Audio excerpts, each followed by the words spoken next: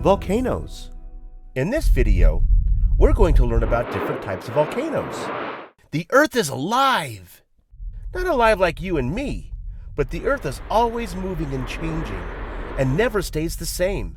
You may see it right before your very eyes, or you may not see or feel it happen at all. But it's happening right now beneath our feet. The Earth is changing. Let's explore some of the ways the Earth changes. Run for your lives! She's gonna blow! It's a volcano! A volcano is a fracture or opening in the Earth's crust through which magma escapes. Deep in the bowels of the Earth, beneath the crusts are vast chambers of molten liquid rock we call magma. Magma can slowly cool and become hardened, or magma with trapped gases can flow and feed a volcano and rise to the surface of the Earth. When magma reaches the surface, it becomes lava.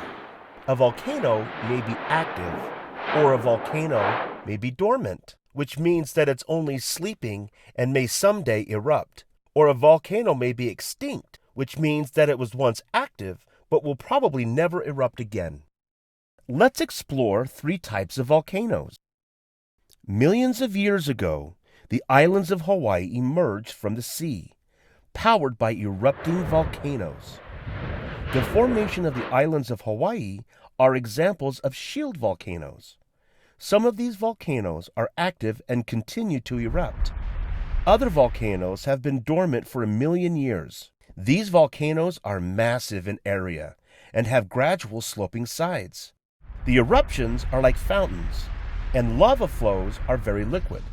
The Loihi volcano, south of the big island of Hawaii, is one actively erupting volcano under the sea. Loihi is a seamount rising 10,000 feet from the floor of the Pacific Ocean, and as it continues to erupt molten lava, it one day will become an island all its own in about 100,000 years. Shield volcanoes are not as explosive as cinder cone volcanoes. A cinder cone volcano has straight, steep sides.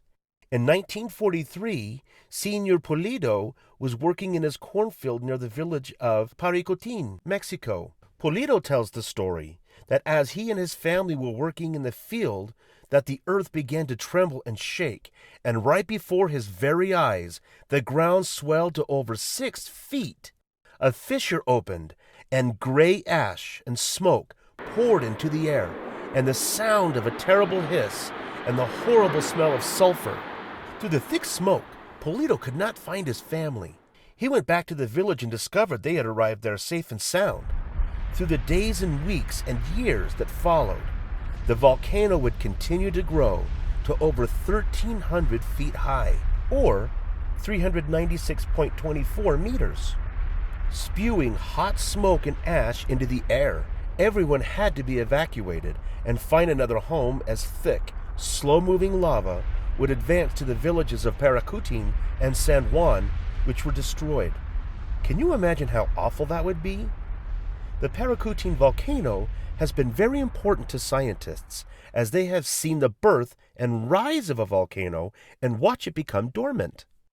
And though a cinder cone volcano may be terrible, it is no match for the spectacle of a volcano which can be far more powerful, far more terrible, far more frightening, and more explosive. Of course, we are talking about the stratovolcano! A stratovolcano is characterized by gentle lower slopes, gradually increasing to steep upper slopes. They are constructed of layers of hardened lava and volcanic ash and pumice. Stratovolcanoes are known to have violent eruptions, expelling fiery lava fragments through the air like bombs. Toxic gases fill the air, and massive plumes of ash clouds carry vast distances, making aviation travel impossible. These volcanoes are dangerous and deadly, and though lava from these volcanoes flows slowly, it covers and burns and destroys everything in its path. In the Cascade Mountain Range of southwest Washington state, there rises many beautiful snow-covered peaks. Some of them are volcanoes. One of these volcanic mounts is known as Mount St. Helens. It was no secret that Mount St. Helens had been an active volcano for hundreds, maybe thousands of years, and volcanologists, scientists who study volcanoes, had been studying St. Helens with their equipment watching and waiting for another perhaps major eruption. It was possible that St. Helens would not erupt in their lifetime. Even with fancy equipment, these things are difficult to predict. Then came the spring of 1980. For months, tremors and earthquakes shook the ground. On the north face of Mount St. Helens, a bulge began to form. Volcanologist David A. Johnston was watching and measuring the growth of the bulge with his lasers. On May 18, 1980, David called out over the radio, "This is it! This is it!" The caldera blew with supersonic fury. Everything in the path of this massive eruption was wiped out for 8 miles. David A. Johnston was camped right in the path of the most destructive volcanic eruption in known U.S. history. 250 homes, railways, bridges, highways, all gone. Could Mount St. Helens erupt again? Will you wait and see? In the world, there are nearly 1,500 potentially active volcanoes. 169 are in the United States. Is there one near you? Many volcanoes are located along the Pacific Rim, an area that reaches along South and North America, along the Aleutian Islands of Alaska, down the islands of Japan and the Philippines, Indonesia, New Zealand, and the South Pacific. This path in the Pacific Ocean is known as the Ring of Fire. For millions of years, our Earth has been alive with erupting volcanoes. In addition to those we've explored, and among the most frightening and terribly destructive are Mount Vesuvius of Pompeii, Krakatoa in Indonesia, and the volcanic complex in Iceland.